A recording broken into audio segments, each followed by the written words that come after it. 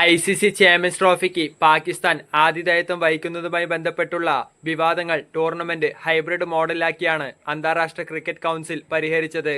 തങ്ങളുടെ മത്സരങ്ങൾ പാകിസ്ഥാന് പുറത്തുള്ള മറ്റേതെങ്കിലും സ്റ്റേഡിയത്തിൽ നടത്തണമെന്ന ഇന്ത്യയുടെ ആവശ്യം ICC അംഗീകരിക്കുകയും ഫൈനൽ അടക്കമുള്ള മത്സരങ്ങൾ ദുബായിൽ വെച്ച് നടത്തുകയുമായിരുന്നു. BCCI ഈ നിലപാട് സ്വീകരിക്കുകയാണെങ്കിൽ ഇന്ത്യ ആതിഥേയത്വം വഹിക്കുന്ന ഒരു ICC ടൂർണമെന്റിനും പാകിസ്ഥാൻ ഇന്ത്യയിലേക്ക് എത്തില്ല എന്ന നിലപാട് സ്വീകരിച്ചിരുന്നു.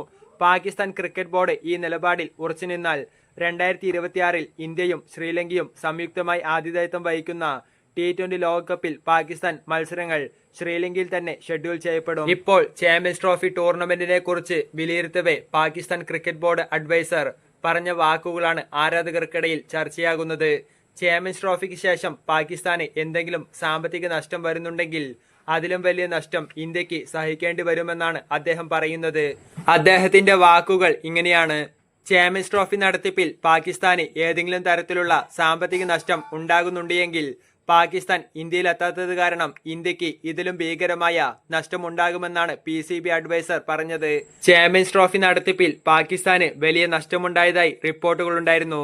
85 മില്യണോളം ക്രിക്കറ്റ് ബോർഡിന് നഷ്ടം വന്നുവെന്നാണ് റിപ്പോർട്ടുകൾ സൂചിപ്പിക്കുന്നത്.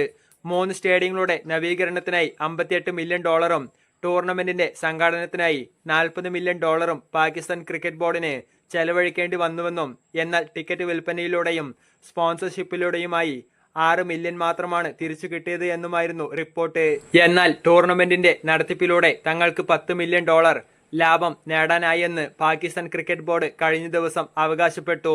ചാമ്പ്യൻസ് ട്രോഫിക്ക് പിന്നാലെ PCB നഷ്ടം നേരിട്ടുവെന്ന റിപ്പോർട്ടുകൾക്ക് പിന്നാലെ PCB വക്താവ് Aamir Mir, chief financial officer Javed Murtaza എന്നിവർ മാധ്യമങ്ങളെ കാണവെയാണ് ഇക്കാര്യം പറഞ്ഞത്. ടൂർണമെന്റിന്റെ എല്ലാ ചെലവുകളും ICC ആണ് വഹിച്ചത്. ഗേറ്റ് മണിയിലൂടെയും ടിക്കറ്റ് വിൽപ്പനയിലൂടെയും PCB വരുമാനം നേടിയെന്ന് മുർത്താസ പറഞ്ഞു. 65 കോടി രൂപയാണ് തുടക്കത്തിൽ ലാഭം ലക്ഷ്യമിട്ടത് എന്നും എന്നാൽ തങ്ങളുടെ പ്രതീക്ഷകൾ തെറ്റിച്ച് കൂടുതൽ ലാഭം ലഭിച്ചുവെന്നും ഇവർ പറഞ്ഞു.